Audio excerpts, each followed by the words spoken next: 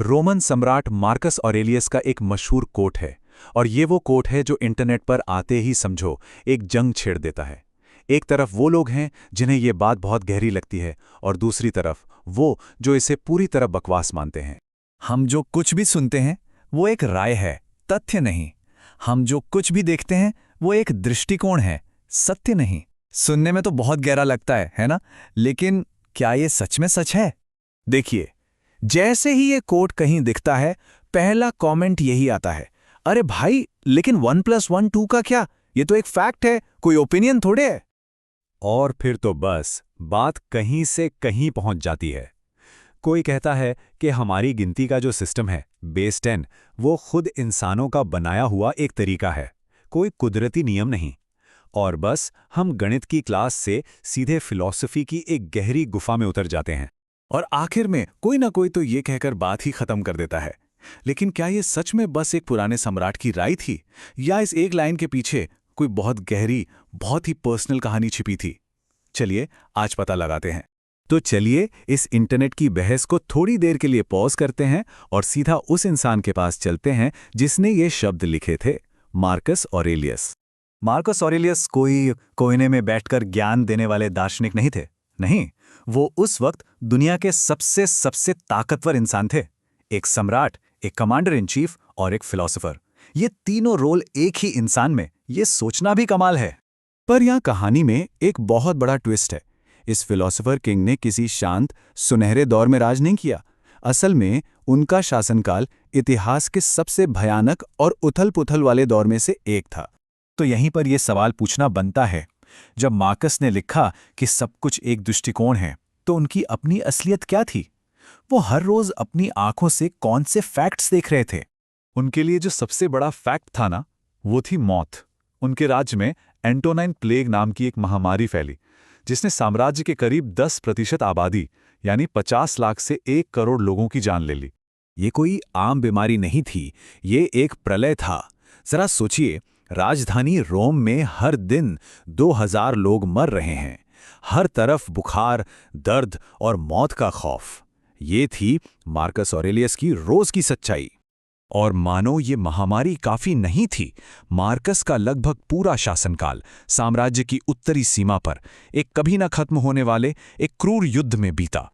और ये मत सोचिए कि वो रोम के आलीशान महलों में बैठकर बस हुक्म चला रहे थे। नहीं, वो खुद युद्ध के मैदान में थे, अपनी सेनाओं के साथ साम्राज्य को बिखरने से बचाने के लिए लड़ रहे थे। तो सवाल ये उठता है कि इतनी भयानक, इतनी भारी असलियत का सामना कोई इंसान कैसे कर सकता है? प्लेग, युद्ध, मौत, इस सब के बीच उन्होंने अपना दिमागी संतुलन आखिर कैसे बनाए रखा? जरा सोच कर देखिए, जब किसी की दुनिया इस तरह उसके चारों तरफ बिखर रही हो, तो वो इंसान खुद को टूटने से कैसे बचाएगा? मार्कस ने इसका जवाब अपनी एक निजी डायरी में खोजा, जिसे आज हम मेडिटेशंस के नाम से जानते हैं।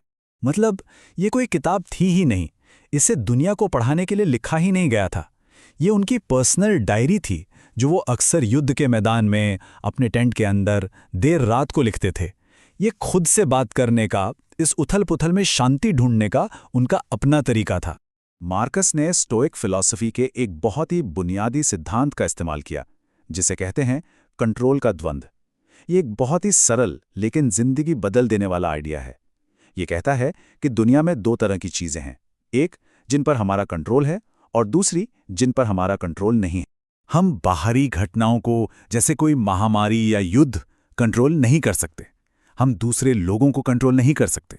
लेकिन हम एक चीज को हमेशा कंट्रोल कर सकते हैं, उन घटनाओं पर हमारी अपनी प्रतिक्रिया, हमारे अपने विचार। स्टोइक्स कहते हैं कि हमारी सारी मानसिक पीड़ा इसी कंफ्यूजन से आती है, जब हम उन चीजों को बदलने की कोशिश करते हैं जो हमारे हाथ में हैं ही नहीं। और पता है, सबसे हैरान करने वाली बात क्या है? ये जो प्राचीन फिलॉसफी है ना, ये सिर्फ इतिहास की किताबों के लिए नहीं है, ये आज की मॉडर्न साइकोलॉजी की नींव है। मार्कस ऑरेलियस जो 2000 साल पहले अपने टेंट में अकेले कर रहे थे, अपने विचारों को परखना, अपनी धारणाओं को चुनौती देना, वो असल में मॉडर्न साइकोथेरेपी का ही एक अर्ली वर्जन था। कॉग्निटिव बिहेवियरल थेरेपी या सीबीटी आज की दुनिया में सबसे प्रभावी मानसिक उपचारों में से एक है और इसका मूल सिद्धांत सीधा स्टोइकवाद से आता है। कि हमें घटनाएं परेशान नहीं करती, बल्कि उन घटनाओं के बारे में हमारे विचार और हमारे जजमेंट्स हमें परेशान करते हैं। मार्कस का ये कोट सुनिए, ये तो जैसे सीबीडी की टेक्स्ट बुक डेफिनेशन है। असली ताकत बाहरी दुनिया को बदलने में नहीं, बल्कि दुनिया के बारे में अपनी अंदरूनी सोच को बदलने में है। दर्द को टाला नहीं जा सकता, लेकिन तकलीफ झेलना या न झेलना हमारे हाथ में है। तो अब चलिए वापस चलते हैं उस पहले कोट पर, सब कुछ एक राय है, तथ्य नहीं। अब हम समझ सकते हैं कि मार्कस 1 + 1 = 2 जैसे फैक्ट्स को नकार नहीं रहे थे। ये उनके लिए एक तरह का मनोवैज्ञानिक सर्वाइवल टूल था। ये खुद को याद दिलाने का एक तरीका था कि इस भयानक तबाही के बीच सिर्फ एक ही चीज थी जिसे वो कंट्रोल कर सकते थे, उस तबाही पर उनकी अपनी प्रतिक्रिया, उनका अपना मन। आखिर में मार्कस हमें एक और शक्तिशाली विचार देते हैं। अब यह सुनने में शायद थोड़ा डार्क लगे, पर इसका मतलब निराश होना नहीं है। ये एक रिमाइंडर है कि हमारा समय सीमित है और हमें इसे उन चीजों पर लगाना चाहिए जो सच में मायने रखती हैं, और बाकी सब कुछ जो सिर्फ राय और दृष्टिकोण है उसे जाने देना चाहिए। और शायद यही सबसे बड़ा सबक है जो एक प्राचीन सम्राट आज भी हमें सिखाता है।